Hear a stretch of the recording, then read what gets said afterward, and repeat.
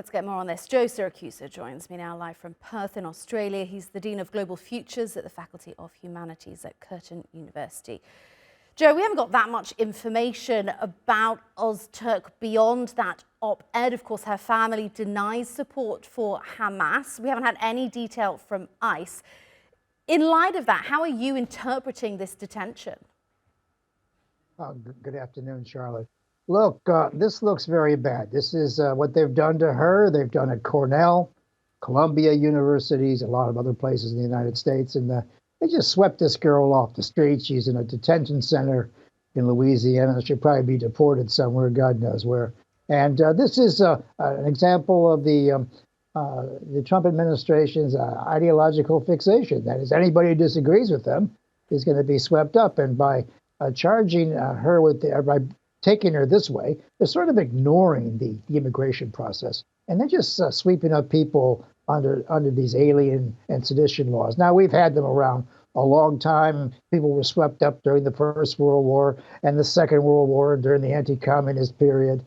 But, you know, America's not at war with anybody right now. So the Trump administration surely is at war with the American people. And the other thing, too, is that both parties are a little confused about who's in charge of national security. And what bothers me as a longtime professor is that no one's afraid of the American universities. There was a time, Charlotte, when you didn't pick a fight with those people, and now they do whatever they want, and the universities are powerless to do anything about it. And you say America's not at war with anyone, but perhaps their closest ally, Israel, is. Do you think this is being done somehow at the behest of a pro-Israeli lobby group in Washington? Oh, I think Trump would sweep up anybody who just disagrees about anything, about how he's going on in Ukraine, what he's going to do with China and the rest of it. Yes, you know, while the United States is technically at war, and I've been saying on your show for a couple of years, the United States is, you know, de facto at war in the Middle East as an ally of Israel. Yes, I think this has everything to do with it. And this is not going to hold up in the courts. Now, the trouble is do the courts have enough courage to defy the administration? And I think, like others, I think Trump will cave in if the courts go up against him, unless he gets to the Supreme Court and is able to angle it some other way.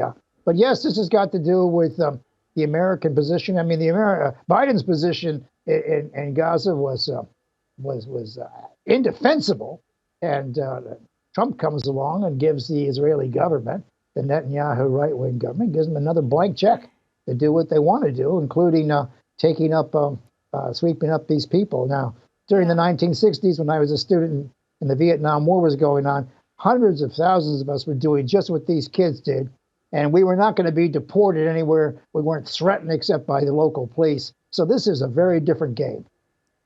Yeah, and if we have time, we'll come back to the courts and the rule of law. But I wanted to ask you, do you think, given everything that's going on geopolitically, internationally, things that we've been covering even on the program today, do you think Turkey will respond to this? Well, yeah, I mean, these are Muslims who are being singled out. I mean, apparently some people have connections with Hamas, their father-in-laws, families, and the rest of it. This is nuts. I mean, this won't hold up. And these people are being accused of guilt by association. And Turkey's been very strong about defending the rights of Muslims in that neck of the woods. And so I think Turkey could probably take a very principled view on this, as a matter of fact. Though, you know, the Trump administration is going to be looking at how others respond to what he's doing. So, you know, maybe Turkey would have a price to pay, a diplomatic price to pay down the road. And it comes just over a week after the Turkish president spoke to Donald Trump as well. All right, Joe Siracusa, I'm afraid that is all we have time for from Perth in Australia. Thank you so much for your input on the news hour. Thank you.